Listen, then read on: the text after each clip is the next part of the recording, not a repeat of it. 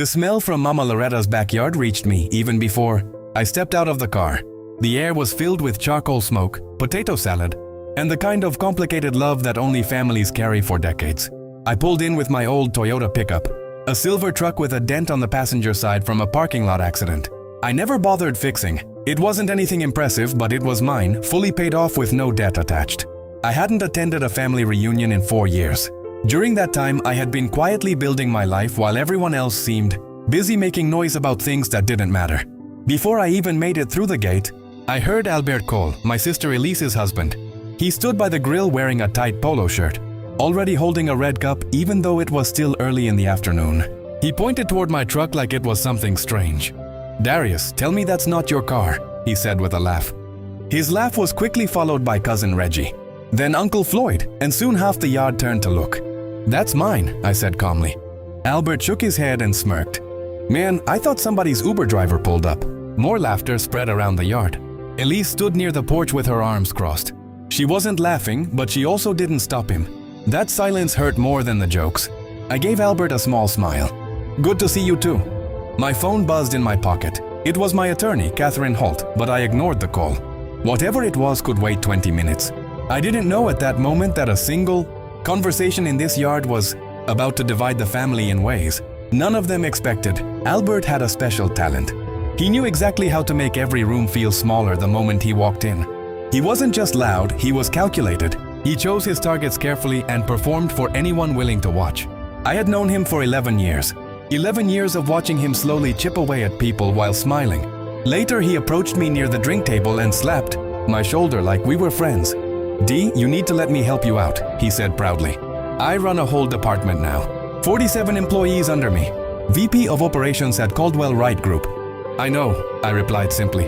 He looked surprised. "You know?" "I read," I said. Albert laughed and moved on.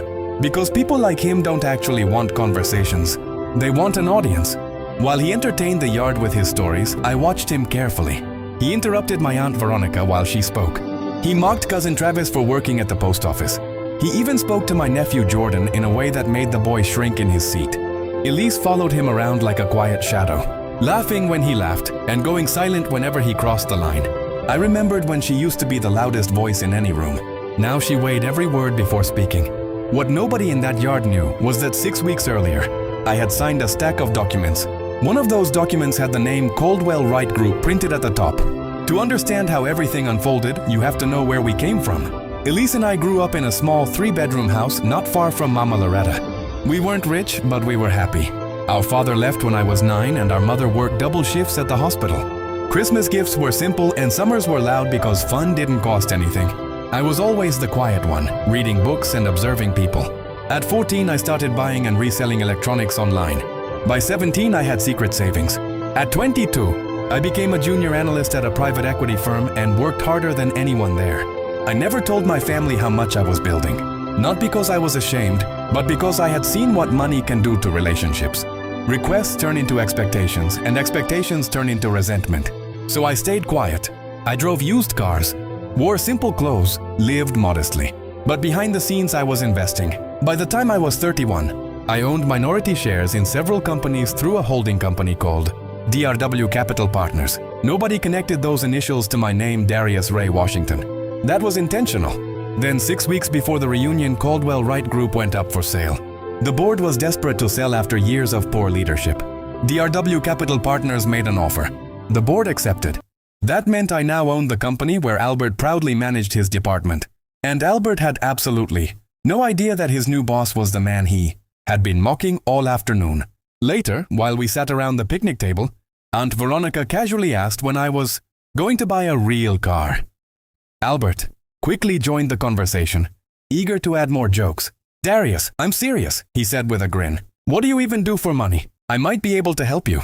Caldwell Wright is expanding. Maybe we have some entry-level positions." The table fell quiet. I simply smiled. A few minutes later, my phone rang again. This time I stepped away and answered. It was Catherine. She informed me that the company board needed my final decision regarding restructuring. The operations department. Their internal review had revealed serious issues under Albert's management, including financial mismanagement and 3 unresolved HR complaints from female employees. After reviewing the files carefully for a week, I gave my answer. Proceed with the restructuring. 22 positions would be eliminated, including Albert's. The 6 employees who were not involved in the problems would be transferred to other departments. Albert would receive standard severance with no exceptions. The decision would take effect Monday morning. When I returned to the table later that afternoon, Albert continued bragging about his success. Eventually, he looked at me again and made another comment about direction and ambition. That's when I finally spoke.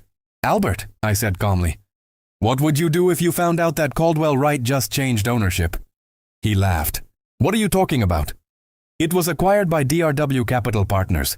He blinked in confusion. How do you know that? I let the silence stretch. Because I own it. The table went completely still. Albert laughed nervously, thinking it was a joke. DRW, I said. Darius Ray Washington.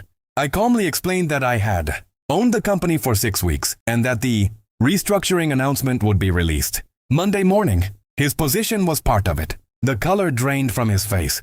Later that evening, Elise found me near the rose bushes with tears in her eyes. She asked why I never told her the truth about my life. I gently explained that Albert had hidden serious complaints from employees and that his behavior had consequences. For the first time in years, she didn't defend him. The next morning, Albert was officially terminated. 3 weeks later, Elise filed for separation. Slowly, things started changing. Jordan began visiting me on weekends. I taught him about business, about patience, and about building something meaningful without needing attention. Eventually, I bought a house with a quiet backyard where Mama Loretta planted a garden. And the old Toyota pickup still sits in my garage. Because sometimes the most powerful thing you can own is the exact thing people once used to underestimate you.